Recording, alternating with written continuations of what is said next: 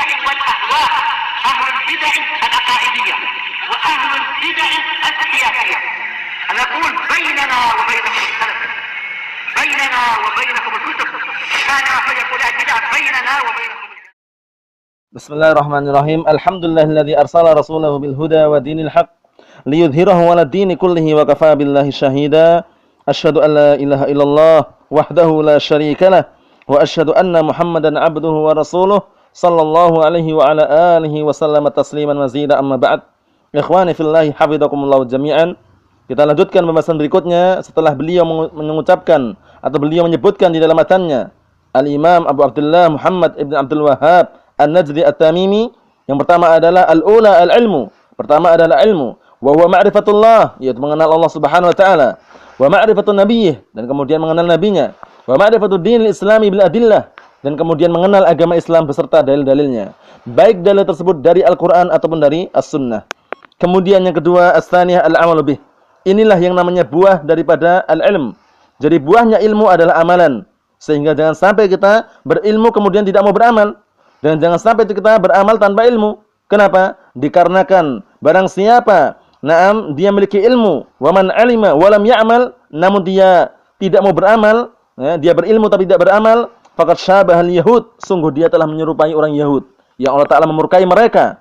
Kemudian sebaliknya, barang siapa yang dia beramal tanpa ilmu, faqad syabahan nasara, sungguh dia telah menyerupai orang-orang Nasara, orang-orang Nasrani, sebagaimana Allah Ta'ala berfirman, ghairil maghdubi alaihim waladdallin, yang selain jalannya orang-orang yang kau murkai, yaitu dari kalangan Yahud. Karena orang Yahudi Allah Ta'ala murkai, berilmu tapi tidak mau beramal.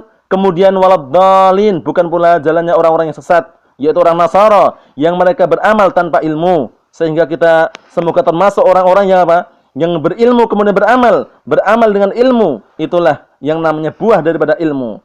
Al-amal thamaratul ilm, bahwasanya amalan itu adalah buah daripada ilmu. Sehingga seorang alim, seorang berilmu kemudian tidak mau beramal dengan ilmunya, maka seakan-akan dia masih bodoh, tidak memiliki ilmu. Kenapa? Karena inti daripada ilmu itulah diamalkan. Naam, inti daripada orang mencari ilmu itulah diamalkan. Naam, li'annal ilma la yutlab illa lil amal. Dikarenakan ilmu itu tidak dicari kecuali harus diamalkan. Kecuali dia apa? Diamalkan. La yazalul alimu jahilan hatta ya'mala bi ilmih, fa idza amila bihi sara aliman. La yazalul alimu jahilan hatta ya'mala bi ilmih, fa idza amila bihi sara aliman. Senantiasa orang alim, orang berilmu, dia dianggap bodoh sampai dia itu ingin atau sampai dia itu mau beramal dengan ilmunya. Fa idza amila bihi, dan kemudian apabila dia mau beramal dengan ilmunya, sara aliman, maka menjadilah dia orang alim, orang yang benar-benar alim, beramal dengan ilmunya. Jadi manusia dalam perkara ini terbagi menjadi 3 bagian. Orang yang dia itu beramal tanpa ilmu, maka seperti ini tercela, dan ini adalah apa? Sifatnya orang-orang an-nasara, beramal tanpa ilmu. Nah, kemudian yang kedua, orang yang berilmu tapi tidak mau beramal, seperti orang Yahudi, orang yang Allah Ta'ala murkai. Nah, kemudian yang ketiga, inilah yang kita pilih, inilah untuk yang kita pilih, yaitu apa? Orang itu beramal dengan ilmu, dan orang itu berilmu sebelum beramal. Nah, ikhwani fillahi hafizakumullah jami'an. Jadi sangat penting sekali beramal dengan ilmunya. Sampai dinukilkan sebagian salaf ketika mereka menghafal sebuah hadis, mereka mengatakan apa? Kunna nasta'inu. Kunna nasta'inu ala hifdzil hadis bil amal bih. Dahulu kita, ketika menghafal hadis, kita minta pertolongan kepada Allah SWT dengan cara apa? Dengan cara beramal dengannya. Jadi termasuk bentuk pertolongan mereka dalam menghafal hadis itu apa? Mereka mengamalkan hadis yang dihafal. Nah, menunjukkan bahasanya semangatnya mereka, para salaf, para pendahulu kita dari kalangan salafus saleh, mereka beramal dengan ilmunya, walaupun satu hadis yang mereka hafal, tapi apa? Tapi mereka langsung beramal. Ikhwani fillahi hafizakumullah jami'an. Jadi jangan sampai kita termasuk orang-orang Yahud yang Allah Ta'ala murkai. Kemudian juga jangan sampai kita termasuk orang-orang Nasara yang Allah Ta'ala sesatkan jalan mereka karena mereka beramal tanpa ilmu. Kemudian perlu diperhatikan juga bahwasannya yang namanya amalan itu tentunya tidak terima di sisi Allah Subhanahu wa taala kecuali dengan 2 syarat yang sudah kita sebutkan di awal-awal dulu, yaitu 2 syarat apa itu? Al-ikhlas wal mutaba'ah, dengan adanya rasa ikhlas, yaitu hanya mengharapkan wajah Allah Subhanahu wa taala. Ay ya'mala ar-rajulu 'amalan yabtaghi bidzalika wajha Allah, yaitu seorang beramal dengan sebuah amalan yang diinginkan dengan wajah Allah. Kemudian yang kedua adalah al-mutaba'ah, mencocoki sunnah Rasulullah, mencocoki ajaran Rasulullah. yang mana Rasulullah bersabda, "Man 'amila 'amalan laisa 'alaihi amruna fa raddun." Dalam riwayat lain, "Man 'amila 'amalan laisa 'alaihi man ahdatsa fi amrina hadza ma laisa minhu fa raddun." Rasulullah bersabda, barang siapa yang beramal dengan sebuah amalan yang tidak ada dasarnya, tidak ada perintahnya dari kami, maka amalan tersebut raddun, ay mardudun, tertolak. Tidak terima amalan tersebut. Kemudian dalam sebuah riwayat, man ahdatsa fi amrina hadza ma laysa minhu fa huwa raddun. Barang siapa yang membuat suatu perkara yang baru dalam agama kita atau dalam agama ini tanpa dasarannya atau tanpa ada perintahnya dari kami, tanpa ada ajarannya dari kami, maka apa? Maka itulah raddun. Maka amalan tersebut tertolak. Sehingga jangan sampai kita beramal setinggi gunung, setinggi gunung atau setinggi langit sebesar gunung, kemudian seluas lautan, namun tanpa diiringi dengan dua syarat ini tidak akan diterima sisi Allah Subhanahu wa taala. Sehingga perlu yang namanya ikhlas, perlu yang namanya mutaba'ah di dalam beramal. Ini termasuk buahnya ilmu ketika orang berilmu kemudian beramal. Jangan sampai kita beramal tanpa ilmu, jangan sampai kita berilmu tidak mau beramal. Ikhwani fillahi hafizakumullah jami'an. Kemudian apa tuntutan berikutnya setelah orang berilmu kemudian beramal? Kemudian yang beliau sebutkan as-salisatu, yang ketiga adalah ad-da'watu ilaih. Setelah orang itu berilmu kemudian mengamalkan ilmunya, apa selanjutnya? Mendakwahkan ilmu tersebut. Setelah beramal langsung berdakwah. Namun perlu diingat ketika berdakwah perlu yang namanya ilmu. Qul hadhihi sabili ad'u ilallahi ala basiratin. Katakanlah ya Rasulullah, qul hadhihi sabili, ini adalah jalanku, ad'u ilallah, yang aku menyeru, aku berdakwah kepada Allah Subhanahu wa taala ala basiratin, di atas ilmu. Sehingga perlu diperhatikan bahwasanya berdakwah itu tidak serampangan, tidak sembrono, tidak pula dibangun di atas hawa nafsu atau dibangun di atas kebodohan. Jangan. Karena kebodohan itu adalah termasuk salah satu sarana atau termasuk salah satu penyebab kesesatan. Sebagaimana dalam riwayat bahwasannya nanti di akhir zaman ketika Allah Ta'ala tidak menyisakan lagi di muka bumi ini orang alim, maka para manusia menjadikan orang-orang bodoh menjadi pemimpin. Fasu'ilu fa'aftau bi'ara ilmin. Kemudian mereka fasu'ilu, ditanya, fa'aftau, dan memberikan fatwa bi'ara ilmin, tanpa ilmu. Fadallu wa'adallu. Kemudian mereka sesat dan menyesatkan. Ikhwani fillahi hafizakumullah jami'an.